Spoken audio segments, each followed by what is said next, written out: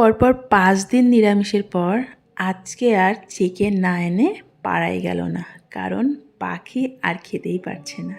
তো আজকে পাখির অনারেই চিকেন আনা হয়েছিল, আর আমাদের জন্য বাড়িতে বানিয়েছিলাম ধনিয়া চিকেন।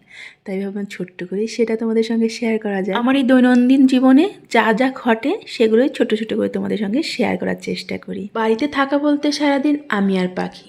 পাখি থাকলে আমার একা লাগার কোনো চান্সই নেই। তারপরেও অনেক কথা আছে যেগুলো পাখি বোঝে না, তাই ভাবি তোমাদের সঙ্গে একটু গল্পও হবে, আর আমার এই লাইফস্টাইলের ছোটো ছোটো বিষয়গুলো তোমাদের সঙ্গে শেয়ারও করা হবে।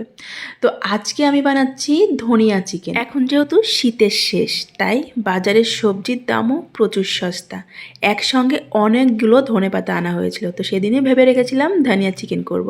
কিন্তু পরপর এত দিন নিরামিষ গেল, আমাদের একাদশী, দ্বাদশী, চতুর্দশী সব মিলিয়ে পরপর 5 দিন নিরামিষ, তাই কড়াই হয়ে উঠলো না। তাই আজকে ফাইনালি আমি বানিয়েই ফেললাম, একদম ঘরোয়াভাবেই বানিয়েছি। অন্য কোনো রান্নার ভিডিওর সঙ্গে যদি আমার এই ধনিয়া চিকেনকে কম্পেয়ার করা হয় তাহলে এটা কিছুতেই ম্যাচিং হবে না, কারণ এটা পুরোপুরি আমার রেসিপি।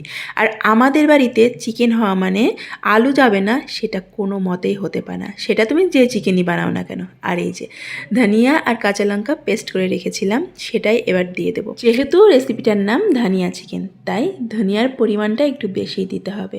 প্রথমে কড়াইয়ে দিয়ে দিয়েছিলাম জিরে ফোড়ন। ধনিয়া ফোড়ন দিতে পারলে হয়তো ভালো হতো, কিন্তু বাড়িতে গোটা ধনিয়া ছিলই না। তারপর রসুন থেতো করে রেখেছিলাম আর পেঁয়াজ কুচি করে রেখেছিলাম, সেগুলোই দিয়ে ভালো মতো একটুখানি ভেজে নিলাম। তারপর ম্যারিনেট করে রাখা চিকেনটা দিয়ে ভালো মতো কষিয়ে দিয়েছিলাম ধনিয়া গুঁড়ো, জিরে গুঁড়ো দিয়ে ভালো মতো কষিয়ে নিলাম। মোটামুটি অনেকটা রান্না হয়ে যাওয়ার পরই এই ধনেপাতার কাঁচা লঙ্কাটা পেস্ট করে রেখেছিলাম সেটাই দিয়ে দিলাম। এবার ঢাকা দিয়ে একটুখানি রান্না করব, তারপরেই নামিয়ে নেব। আর এই যে এদিকে আমার পাখির জন্য একদম হালকা করে চিকেন বসিয়ে দিয়েছিলাম, কারণ পাখি তো ঝাল খেতে পারে না। আর যার জন্য বাড়িতে আছে চিকেন রান্না হলো, সেই যদি না খেতে পারলো তাহলে আমার পুরো রান্নাটাই ব্যর্থ।